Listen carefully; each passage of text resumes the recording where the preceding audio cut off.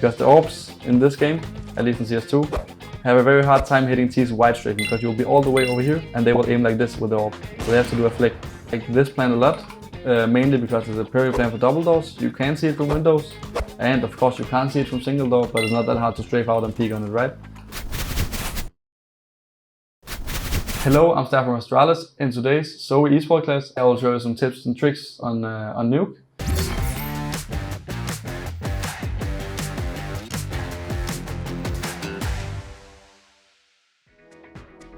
As a T, it's the opposite of the CT, of course. As I showed before, I think these smokes are the best to get down secret. The Flipside, as I told you before. Some people use this one, the double wall with only 2 smokes, but that means that you can always get spotted from heaven. Now the Flipside is also there, but you can always get spotted from here unless you are close to the smokes, and you're easier to get spammed, right? So I use these 3 smokes, the Flipside, and normally I like to wait for the CTs to nade the smoke, and then just when the smokes reappears after it got naded, I'll show you how I do it normally. So the CTs will go like this, at least in the higher level. Boom. I wait a second, comes back, then you start running because the CTs almost always misses like this other nade if they have another, like with 1 second delay. So you always just go by and then it gets naded now and you're through, and then you have the secret control. And if you do this as well, the little trick that I showed at CT where they rush up secret will not affect you because you get down so fast that he will not be able to peek you before you actually get to secret. Which means that you can't even get down, you can just hold him like this, and then your T, as a T, has a very big advantage if it chooses to push into you. That's how to get like the first part of secret, at least in the stairs. And the thing is pretty easy. Again, you could also, even if you want, then you have to be aware of secret, of course, but you do the smokes, then you wait, they nade the smoke, you wait, then you molly secret, then you wait for the other nade they do, you know, they use the second nade, and after that, they most likely won't have a third nade, that's very unlikely. And then you can just go down after they stop spamming. You can sneak sometimes, or if you feel like it, you can run. It depends on the situation. And then you'll always get secret. But if you do it the slow way, always put a molly on secret because it really helps so the CTs will not peek up and do the trick I showed you. You can also molly from here if you want that, by aiming up here. That's 2 ways to go at it. If you want to throw the Flipside smokes that I told about, I will show you now. You go right out of the white thing and in between the 2 windows, or whatever you call it. Then at the end of the red box, somewhat at least, not too precise, doesn't really matter. And then on this black dot under the square. Oh, no, I right clicked. And jump throw. Both are normal jump throws and should be pretty easy to do. And the way these also land is also pretty good. I'll show you now. And this smoke lands so far out, so if the CT's molly here, you can actually run into the smoke and come into secret and only take 8 damage or 0 sometimes. And go through their molly because you simply can just go through the smoke because it's this deep. And the CT still can't see anything. So it's a very good smoke. Once you get this spot, this is a little more complicated because now you have to be a little scared of the orbers. The normal orb position is this one, I would say, standing here, and then this one, the kind of pixel one, right?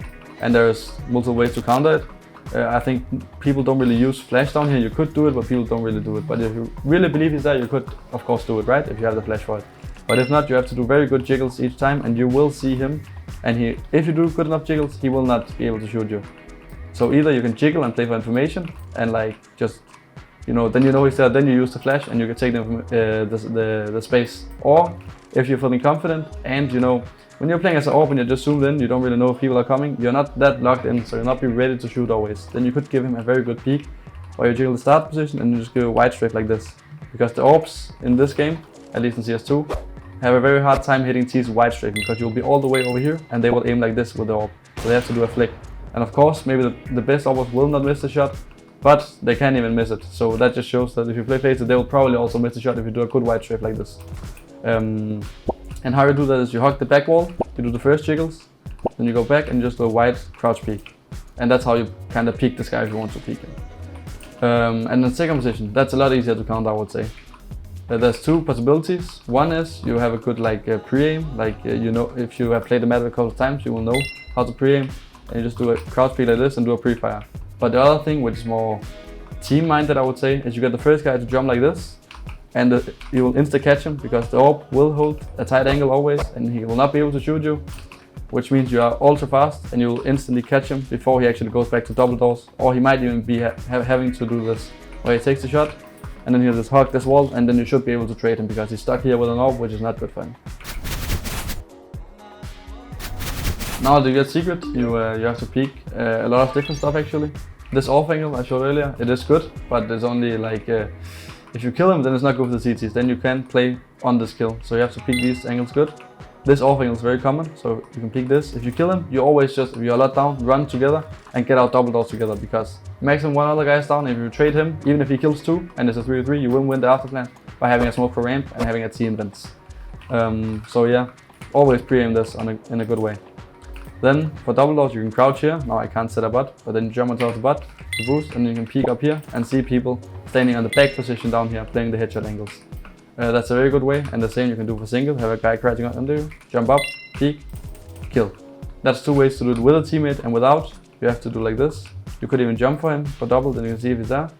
And then you do the same kind of a single, jiggles, and then you strafe this if you know he's not double. Sometimes I also, if I have a read he's double, you could also crouch under the double angle, so you do like this. Boom, peek single, then you crouch this way, and he will not be able to see you actually if he stands on the back wall, and you will be like towards single without him actually knowing. So that's a pretty cool little trick you can use sometimes. And also a decent peek for single, you know, the crouch peek. Boom, don't see anyone, you just keep going and you can peek good. And then when you get out towards B, let's say you get all the space, you get the windows, blah blah, whatever. What I like to do is smoke left side, smoke right side, molly left side, and then do this flash, and then the pre-aim doesn't really matter, you just have to scale on these flashes. So you flash, you cannot get blind by it, jump out, and you clear this, and peek this or dark, depends on what you feel. And you cannot get blind from these flashes, and every CC up here will get blind from them, as you see, and even down here. So it's a very strong flash, and you will not get blind from the windows. Your teammates from here, from double doors, will get blind, and from single if they look towards ramp. But as long as they know it's coming, then it's a very good flash, and you should use it when you go up B.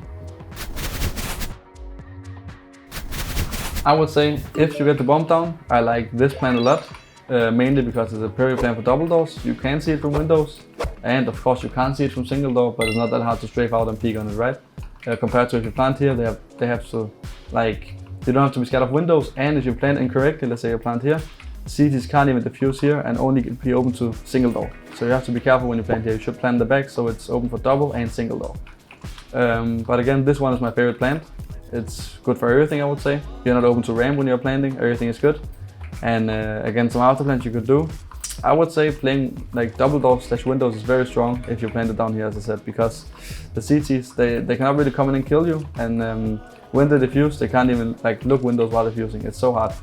If you get the bomb down, you are kind of, let's say, 2 alive, whatever, then you should play for the bomb unless you have some information. And you can just go into double doors and try to shoot them when they go for the bomb. Even if they smoke the bomb, you can like be pretty confident where it is, because you can see it always plants on the edge. So you can be left side of it here or right side of it, right?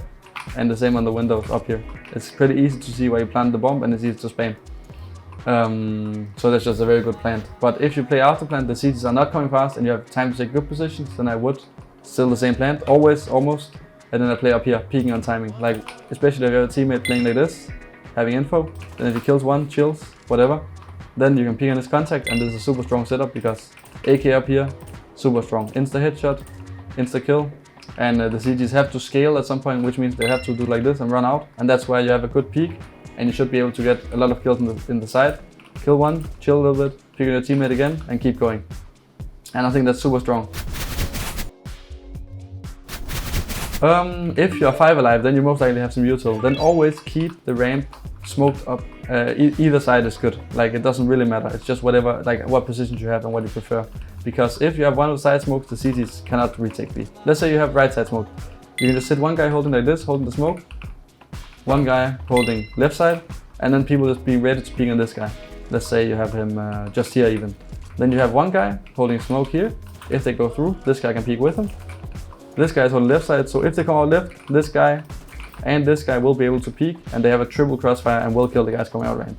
And then again, you have one guy always just sitting in vents and camping. I think that's like the pretty common Afterplant, pretty easy if you have smoke. Like, you can't lose B Afterplant if you have a smoke, I would say. So try this with your teammates and give me feedback on if it works. I think a very common mistake on B, now let's keep talking in the Afterplant of getting B, then I think a very common mistake is you have the full B side or whatever, and you have the vents, you have everything in secret basically. And then for some reason your teammates choose to push your ramp anyway and go close here. There's no reason to do it unless you are pressured, because you have everything else, so you don't have to go up here and get the space. It doesn't matter. And I see a lot of high level players do it. I've done it myself. It's in the heat of the moment when you want to take some space, you're not sure what's happening, and then you might even get punished, and there's no reason for it because you have all this space, you have double door, single door windows. You can just play for the bomb to get down, play a smoke if you have, even if you don't have a smoke, just play the Afterplant, play the crossfires, and you will win on B side. You don't have to go out ramp. The only reason you should go up ramp is if your team gets pressured from secret and vents, which means there are probably a lot over here since they get pressured. And then you can take the ramp, because then they maybe be 1 or 2 on ramp waiting. But if you get the ramp spot, it's still good to hold the doors. But that's only if you have information that the CTs will come from secret or whatever. If not, just play the bomb. No reason to go up ramp. That's all for today on Nuke. I showed you all my tips and tricks, and I hope you can use them. Remember to like and subscribe. That was all for ZOWIE's esports class. Play like a pro.